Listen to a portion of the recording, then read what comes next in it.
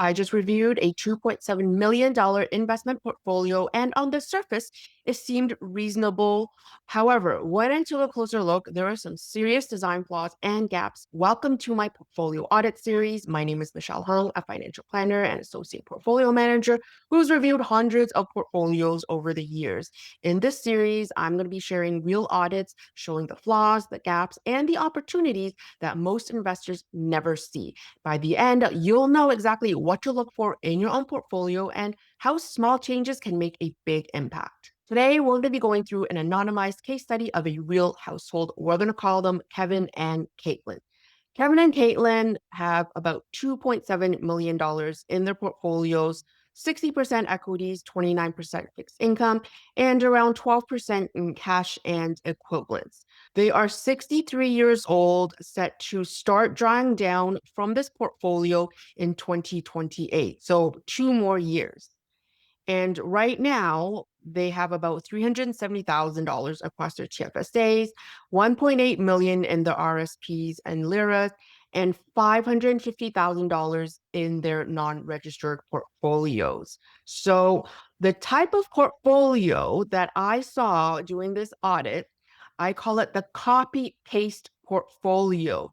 Their advisors have put them in the same set of investments across various accounts. So imagine you are holding 5 ETFs and it's the same 5 ETFs across all the accounts. And so there's really no asset placement considerations. There are no tax consequences in mind, because it's one thing to hold certain investments in your TFSAs and RSPs and not worry about taxes. But once you're in taxable account territory, whether it's your non-reg account or in your corporation, what you hold in there will matter, because you're going to have to pay taxes on them. 49% of the portfolio was in 35 stocks and 25% of that in US growth stock, not including the funds. So it's a mixture of individual stocks and equity funds. So there is high concentration and company specific risk when we're talking about having just 35 stocks in a portfolio. And on top of that, overlap with numerous equity funds, duplication with each of the fund's top 10. And that's in addition to the individual stocks already owned. So this is a very common mistake. Duplicate funds. If you think that I'm well diversified because I own this one and this one and this one, it's the same thing as when people tell me they own like XEQT and VEQT, all these funds that when you look deeper, they're actually more or less the same. So that's what I mean when I say overlap with funds. Either you own the individual stocks that are already in the top 10 of these equity funds, or you own a whole bunch of funds that when you look at the individual holdings, you're owning the same thing. I saw that there were really a lot of alternative investments like private REITs. This is good for non-stock market diversification, and it's good for recurring monthly income. This is a huge one. There were really no tax efficient investments in the non-registered accounts. One, because there was no thought when it came to asset placement, but their advisor also didn't think to put, corporate class funds where it's more tax efficient. Onto their fixed income portion. So 10% of the overall portfolio was in this one single fund, which made up of a third of the fixed income portion of their portfolio. And it was in this leveraged fund. So I'm not going to be naming names, any specific funds in the video for several reasons, but I'm just going to describe it and why holding this much allocation towards one specific fund is risky. First, it is a leveraged fund, which means the fund will borrow money to execute on their strategy. And so in general, anytime there's leverage, that adds risk, right? So think of you as a borrower in the eyes of a bank. If you're trying to borrow money, they're going to look at what other debts are you holding, right? The more leverage, the more debt you have as an individual, as a company, as a corporation, as a fund, the more risk there is.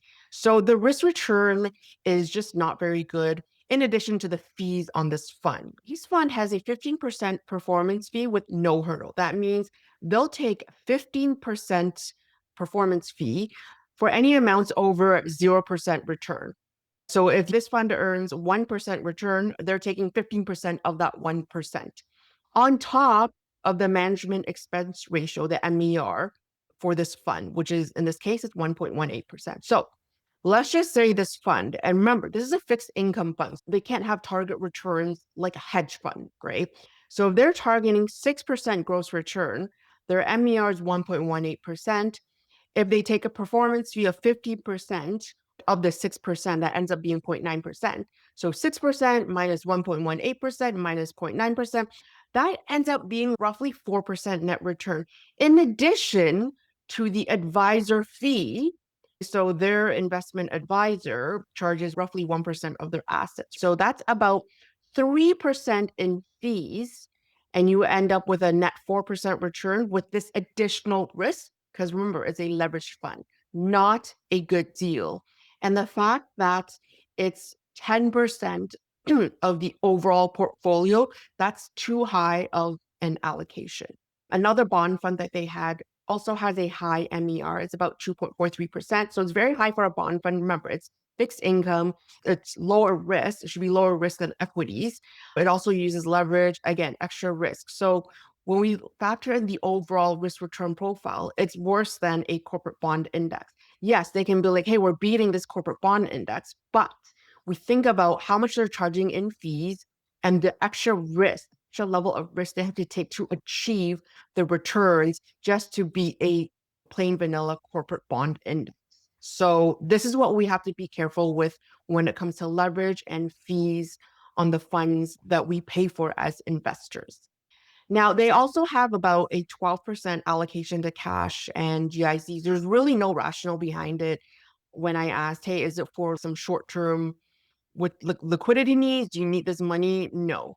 No withdrawal needs. Kevin and Caitlin were very hands-off with their portfolio. There was really no need to be holding this much cash in their portfolios. Overall, based on my observations, the portfolio does lean towards higher risk than appropriate, especially now that they are nearing retirement and they have to shift towards income-focused capital preservation phase because neither of them are getting pensions. They're going to be relying on their portfolio for income going forward. My recommendation is to improve diversification across equities and fixed income, risk layering, and incorporating tax efficient strategies like asset placement and corporate class funds. Now, what does that look like? Their initial allocation was 60% equity, 29% fixed income, and the rest in cash. So this is what I would recommend. We can verify their actual asset allocation based on the risk tolerance quiz that they take. So let's just say it ends up being 55% equity, 35% fixed income, 1% cash, and about 9% in alternatives. This is how I would structure their portfolio. In their TFSA, growth equity funds of $366,000. So all their TFSAs, growth equity funds, remember, you want your TFSA to be as big fat as possible because when you withdraw from it, it's tax-free. And even in retirement, especially if you're still holding equities, you can still hold growth funds. And when you have growth funds, you want that going into your TFSA. Now, when it comes to the RRSP, we want to start slowing the growth down. Allocated 7 different funds that are non-leveraged, fixed income, bond funds, and around 4% each fund. Previous allocation, they had 10% allocated to one single fund, and that's just risky overall, especially for a leveraged fund. So here, even though they're not leveraged, I'm still just allocating 4% in each fund across 7 different funds. I have $125,000 in a structured note. That's going to yield around 7%. And I usually like to pick the ones with a 30% barrier. So that's 30% downside market protection. $600,000, a low volatility equity fund.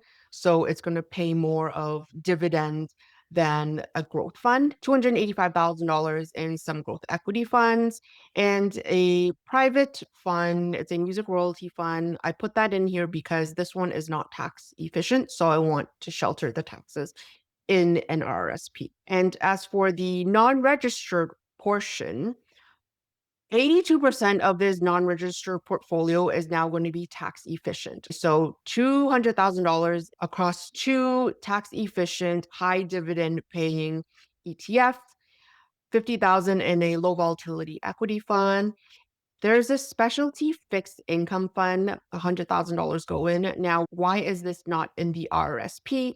It's because this particular fixed income fund, it actually pays 10%. It's only eligible in non-registered accounts. So it's not eligible for TFSA and RRSP. Hence, it's going to go into a non-registered account. It's interest income, but I will take the 10% yield on it over tax efficiency. So this is a good quality fixed income fund. And then private REITs, $170,000 across three of them, and they are all tax efficient. And then a little bit of cash, about 1% of the portfolio, $30,000. And I'm going to put that into a tax efficient cash ETF.